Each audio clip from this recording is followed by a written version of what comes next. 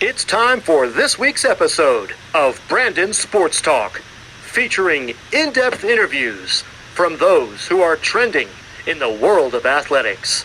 And now, here's the host of Brandon's Sports Talk, Brandon Pate.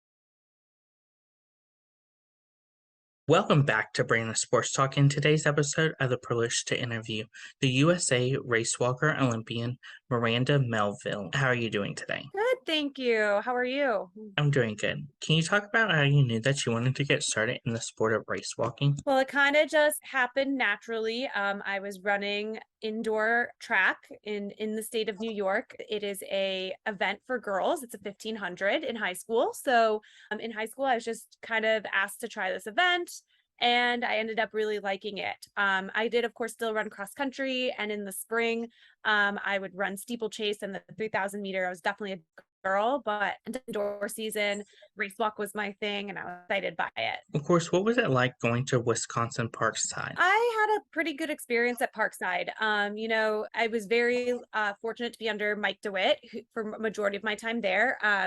I was actually very fortunate just with the whole situation and all because they were a Division II when I went, no longer NAIA, and NCAA doesn't recognize race walk as an event.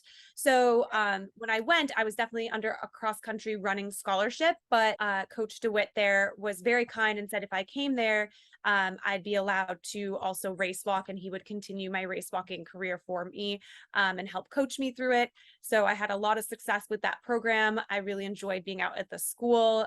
It was beautiful. Again, I was and I've made a lot of friends that I've stayed in touch with over a decade now since I graduated. So Parkside was very nice. Of course, what was your collegiate race walking career like? So my collegiate race walking career was a bit different because again, I wasn't doing NAIA, so I didn't have like a ton of races like NAIA's kids do today or students do today. I just kind of went to, maybe a race here and there to qualify for indoor nationals or to qualify for outdoor nationals. I did Raleigh relays a couple times, which was a lot of fun in North Carolina.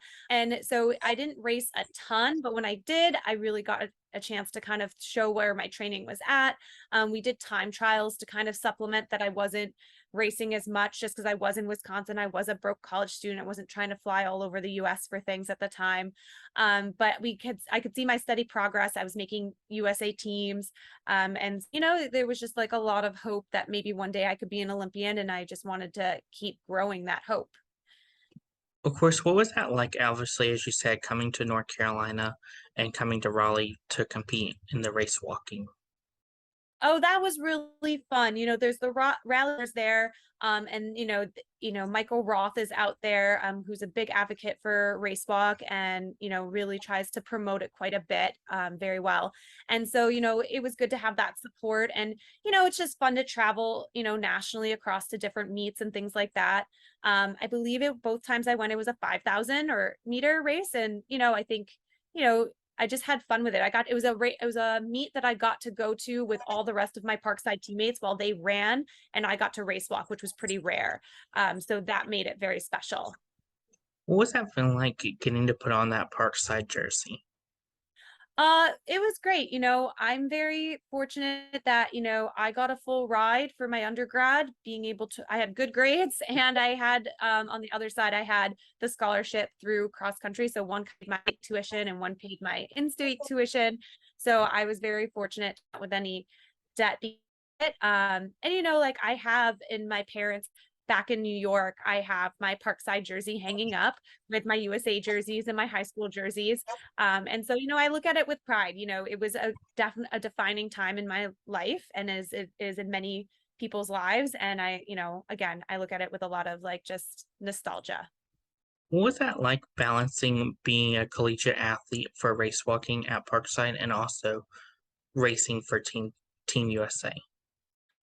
So it's odd, right? Because like, you're you're somebody that's like, I want to do this USA team, and you have the people in your corner like are really rooting for you, and the people who don't understand it are like, what? But I mean, at the end of the day, it's the same for anybody who's just trying to balance, just schoolwork with athletics. You have to have a good schedule going, when your practice times are and when your meets are, so you need to schedule all your classes around it, and in between that you're studying, and then you're just trying to have fun and be a college student too, and like do just fun like pasta nights and movie nights with your friends. And so I think it's just, you learn a lot about organization. You learn a lot at that age just about like work-life balance. And I think, it's just another big growing experience, and in ways a growing pain, but it's in the end for you. And you can see that, like I've seen myself and so many of my other friends that I competed with, we have like a great key on organization and planning events now because of that. Of course, in 2015, what was it like going to your first Pan American Games? It was really fun. So that Pan American Games was in Toronto, and I'm from Rochester, New York, which makes it kind of like a 3-hour drive. So a lot of my family was actually able to come and watch me race. And I also was there with my teammate Maria and my other teammate Rachel Seaman. And so it was just really just special, especially for Rachel too. She was from Peterborough, which was right outside of Toronto. So a lot of her family and friends were there. Rachel's and Maria's family was there. So we just had a lot of support for Team USA, which we don't always get with international competitions, because we go to places like China, Russia, Rome, like we're all over the world. That this was an international competition where we had a lot of USA support and Team Canada support. And at the time, Maria, Rachel, myself were all coached by Tim Seaman. And so it was just like we were teammates in so many different ways. And it was just like kind of like I just think we had a good day. So it was a lot of fun. Of course, how is that like, obviously, as you said, with your family being so close, being able to go to the Pan American Games to support you? I mean, it's just special. I can recognize that not everybody's families have those opportunities, and I had also the opportunity for them to come to Rio when I went to the Olympics. And my parents for most of my elite career have been retired, so they come to most of my national competitions, most of my outdoor nationals, indoor nationals.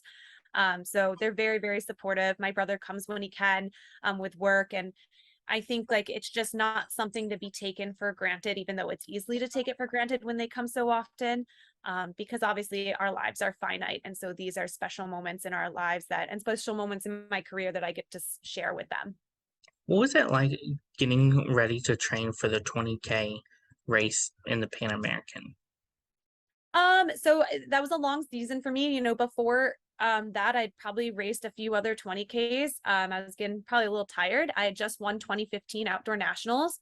And I still had to race 20K going into world championships in Beijing. So that 20K, it wasn't my best 20K, but in a long season and on a hot day, it's something to look back at with pride.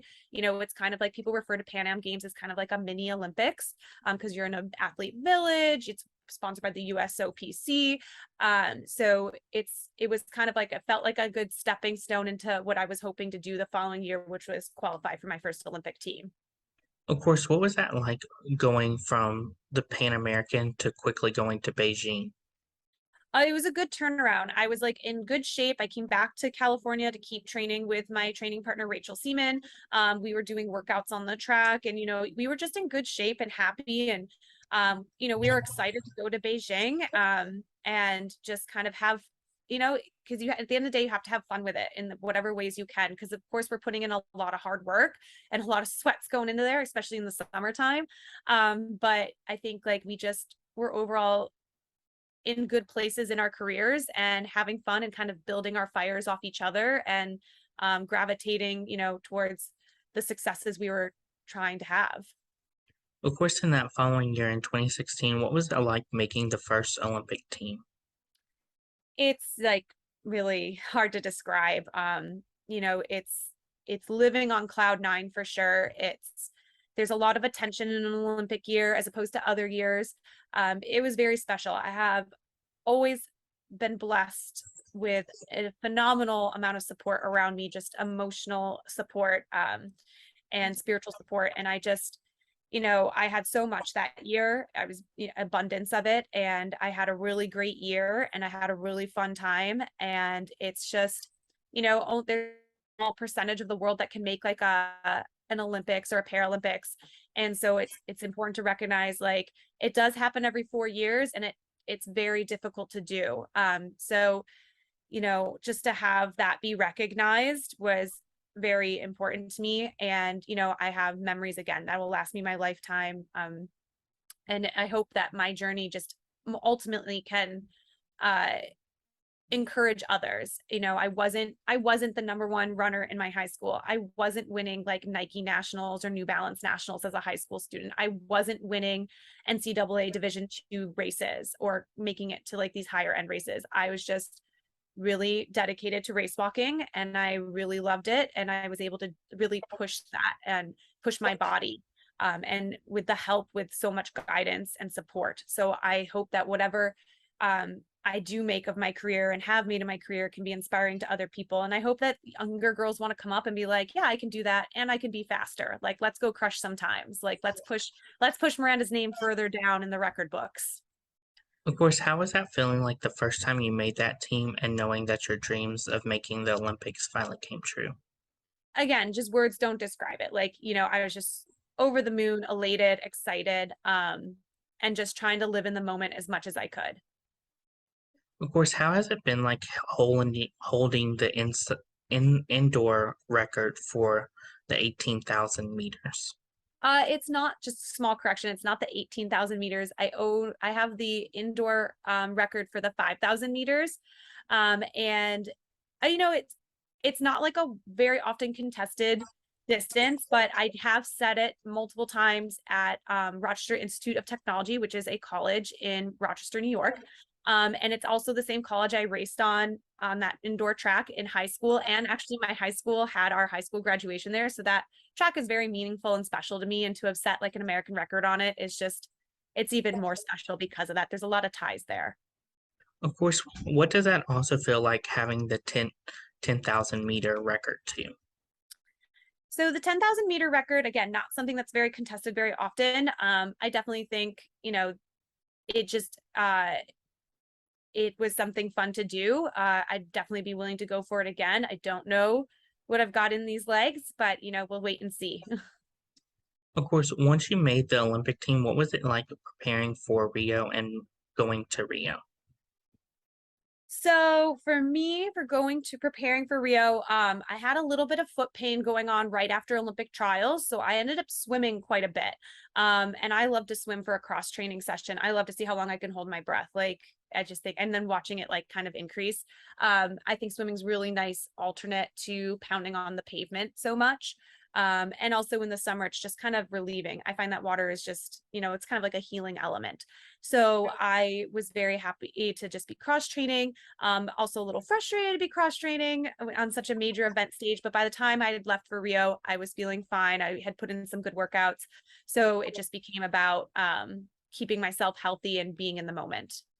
Of course, what was that moment like for you when you did make it to Rio and you saw the Olympic rings and you finally knew that you made it?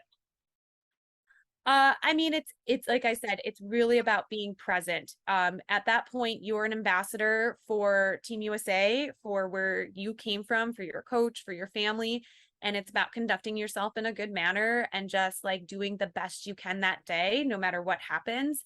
And so, at the being once you're in Rio, like the fun doesn't really begin until you're done competing, but either way you're still having fun along the way. But the focus had to be on the competition still, even when I first got there. How did it feel to have the Olympic rings on that Team USA race walking jersey? So the rings aren't on the jersey. You just have the American flag and the Nike symbol. But ultimately, and of course it says USA on it. But ultimately, like, you're putting on a fresh kit for the Olympics, and that's very special. And that's something I would never give away or trade. Of course, what were some of your favorite memories and moments competing in the Olympics? I had a lot of fun going with my family and Maria up to the Christ the Redeemer statue. We had a lot of fun. Kind of just there was like kind of like a Team USA house where you could go and just kind of hang out with other Team USA athletes in a more relaxing setting outside the village. Brazil was beautiful. We got to watch the women's gymnastics. We went and watched men's diving. We got to watch a lot of other events that we wouldn't normally be able to go out and see. So it was just an opportunity to see some of the world's highest class athletes compete in such a high manner. And it's ultimately just inspiring and humbling all at once. How is it like getting to compete on such a high stage as the Olympics? So, it's so funny because it just feels like a dream now. Like it really does. Like it's like, did I do that? Did that happen? Because especially now, the further you get away from the 2016 year, the more you're like, did that really happen? But it did. And it's just something to cherish, right? Like it's something again that's a part of my story, but even with my story, like there's so many other elements to it to share at times. And, again, you just want it to kind of move the rest of USA race walk forward. Of course, following the Olympics, what are some of the things that you've accomplished after the Olympics? So after the Olympics, I've made a couple more world's teams. So I went to World Championships in 2017 and also in this past year in Eugene. I've also made the 2019 Pan American Games team. And I've done some other smaller Team USA, our Pan American Cup and our World Team Challenge races in over the years. So I've been, very, very blessed to wear the Team USA uniform. I went to our NACAC competition as well this year, which didn't end up in my favor, but that was my 20th time wearing Team USA in my career. And I think that was pretty special too. And I would not have been there without, again, the support that I have in my life and the coaching that I have now in my life. And that is very important. Of course, what was that like getting to travel to Eugene, Oregon and race on that new track? So we didn't race on the track, the road. We had a 1 kilometer loop outside of Autzen Stadium, the stadium, and there was a great course. Like, and it was the 20K was pretty hot, 5K had good weather. And so to do that was really nice. Of course, what is that like obviously getting to race on not just a track, but also on the cross country side? I'm sorry, say that again. What is it like obviously getting to race where you're not on the track, but you're kind of like on the cross country side? Well, we're mostly just road, so it wouldn't be necessarily like cross country. It's more marathons are mostly are pretty much all road, right? So, or they are all road. I don't know why I said pretty much, but so it's more like that. We're just like on a closed circuit, just like the marathon. The marathon has obviously bigger circuits that they're like, doing 5K loops or 10K loop or something like that. But it's just a closed circuit that we're on. So it's much more marathon like than I would say cross country like. How did it feel the first time you got to put OLY behind your last name? So I've never really done that. I don't I think I think it was kind of cool to put it, I guess, in my Instagram account. But I don't tend to put the OLY behind my name. I guess while race walking and competing are such a huge part of my life, I kind of don't do it. I don't want it to be the only thing I'm like associated with. Like there's so much more to myself. And I had to even take time to learn that because for a while, like, you identify so much as an athlete. I had to take time to realize who I was as not an athlete. And so I've taken I don't technically usually put that behind anything. It's kind of like it's more of a fun fact about me than it is my entire identity anymore. Of course, what are some of the things that you do outside of the sport of race walking? I work as a tutor for ACT, SAT prep, or just like high school prep exams. I also tutor anywhere from the ages of like first grade to 12th grade for anybody who needs anything in a subject that I can help with, whether it's reading, writing, math at a young age, or like AP Bio or AP Psych at a higher age. And so I do that. As well as I just like being a normal person, binging a good show on Netflix and, like just hanging out with my friends and spending time with my family, going on hikes and swimming in the ocean and hanging out at the beach, trying new restaurants, new foods. It's just things that I like to do on my downtime. Of course, after the competitions, what is that like getting to meet your fans? Uh, you know, it's nice. Like, I don't think there's like, I wouldn't say like Race Walk has a huge following, so it is exciting when somebody of Race Walk. It's especially exciting when you get to meet the high school girls that are up and coming and are getting faster, looking for that inspiration. Because you just want to move the sport forward in a positive direction. So anything that you can do to help do that, I feel like is, the best way to look at it. So if a girl is like, oh, I could never, like, they feel like, they're shy and they're like, I could never be like that. I'm like, but you can, like, don't say never. Like, if this is what you want to do, you can. If it's not what you want to do, go do what you want to do and be successful in it. But whatever it is, just have that, confidence and have that like audacious hope to go for whatever it is you're dreaming of. Of course, who are some of the people that you look up to in the sport of race walking? I've always really more just looked up to any athlete who's just overcome different challenges and turbulent times. I wouldn't say there's any specific race walker, but I am always inspired by just the women that are around me every day. When I was training with Rachel Seaman, that was always a huge inspiration to me, as well as just like being around Maria as well, and Dr. Stephanie Casey. Like they're both doctors, Maria and Stephanie Casey, and that's super inspiring. They're both moms. Rachel is a mom as well. And seeing how they have a balance with their had a balance as some of them have ended their careers now. The balance between that work life and home life is it's very eye-opening of the challenges. And it's also very inspiring being like, look at these women take on so much on their plate and still just kick some butt. Of course, what is it like getting to compete with some of your teammates like Robin? It's good, right? Like, so Robin had a phenomenal year this year. She crushed some American records herself. And so it's just inspiring, right? Like, so again, it's about moving the sport forward. And so if this is the direction that, our competition needs to like step it up to, then that's the new level you want to rise to. So a high tide hopefully lifts all boats. So, just you at this point, you focus on yourself and what you can do, but that, somebody has set a standard of what you may need to do to try to win or qualify for these teams. And you just hope you can meet it with your hard work and dedication. Who are some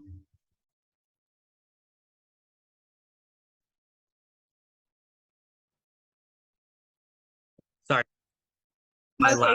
my laptop died. Oh, that's okay. I wasn't sure if it was me. I was like, I think it froze and I wasn't sure. Who are some of the most influential people in your career that have shaped you into the person you are? A lot of it's been just the women that I compete around. And a lot of it has just been the coaches that I've had. I've had really great coaches. I'm currently coached by Terrence Mahon. He's incredibly influential and a great mentor.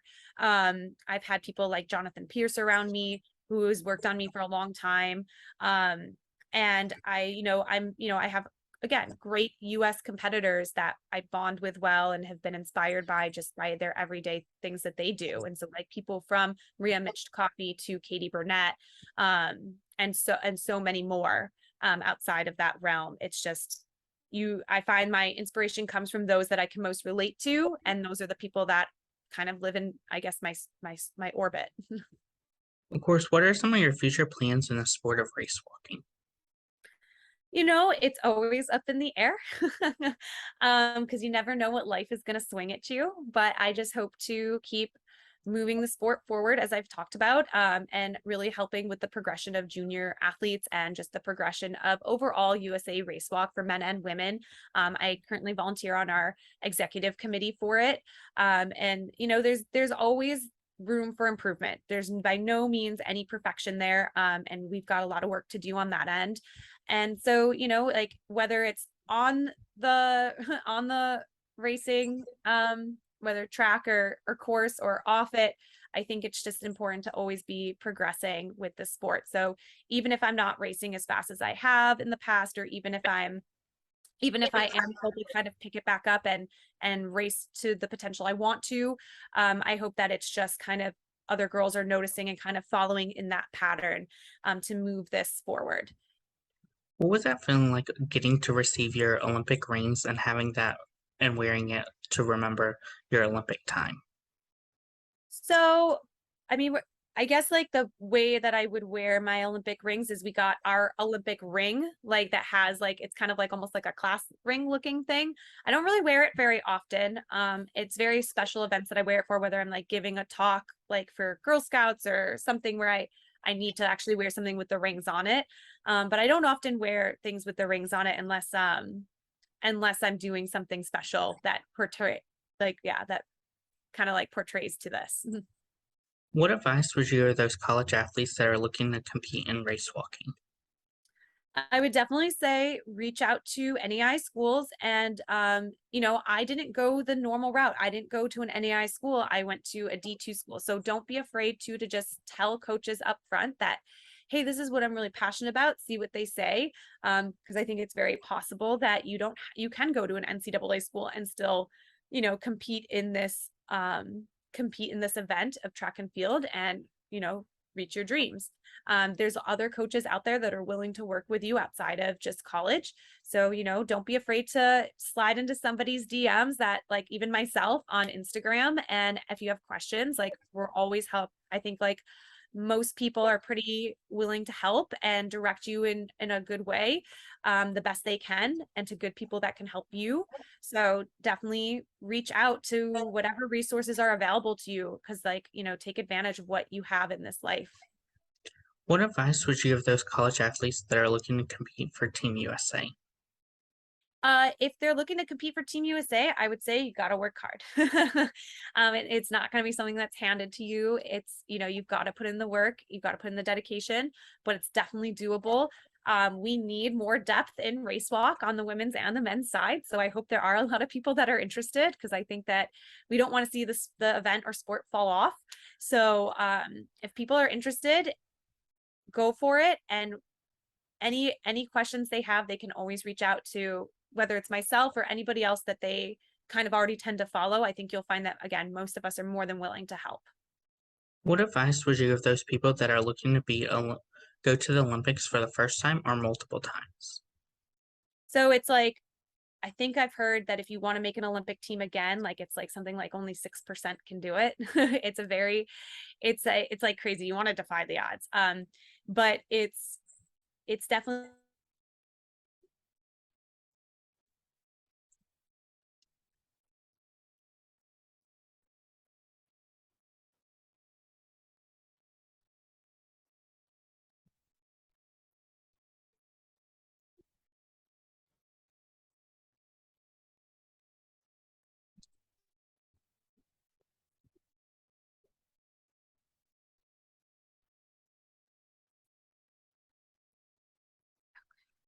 What advice would you give those people that are looking to go to the Olympics for the first time or multiple times?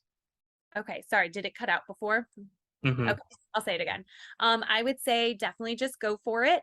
It's definitely, it's good to have big dreams. And I would say you've got to work for it. You got to understand that there's going to be choices that are tough to make.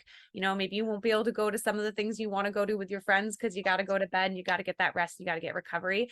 But ultimately, it is completely doable out there for those that really want to try for it. And I really believe in the saying of like, shoot for the moon and you land among the stars, because sometimes you really do land on the moon, but no matter what, you're going to land in a really good place. That's great advice. Where can my listeners find you at on social media?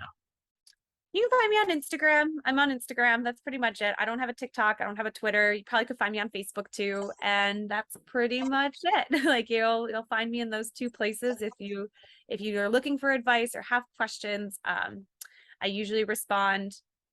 So yeah, definitely can find me there. Thank you again, Miranda Melville, for your interview, and best of luck in your future in the sport of race walking. Awesome. Thank you so much. You can find Brandon Sports Talk on Facebook at Brandon Sports Talk, Instagram at Brandon Sports Talk, Twitter at Talk_Brandon. And you can find me on YouTube at Brandon Sports Talk. Don't forget to like, comment, and subscribe. Thank you again, Miranda, for your interview, and best of luck in your future. Thank you. Thank you Thank you again, Miranda Melville, for your interview, and best of luck in your future in the sport of race walking. Awesome. Thank you so much. You can find Brandon Sports Talk on Facebook at Brandon Sports Talk, Instagram at Brandon Sports Talk, Twitter at Talk_Brandon, and you can find me on YouTube at Brandon Sports Talk. Don't forget to like, comment, and subscribe. Thank you again, Miranda Melville, for your interview, and best of luck in your future. Thank you. You've been watching Brandon Sports Talk. Please feel free to like, share, and subscribe to Brandon Sports Talk on social media and on YouTube.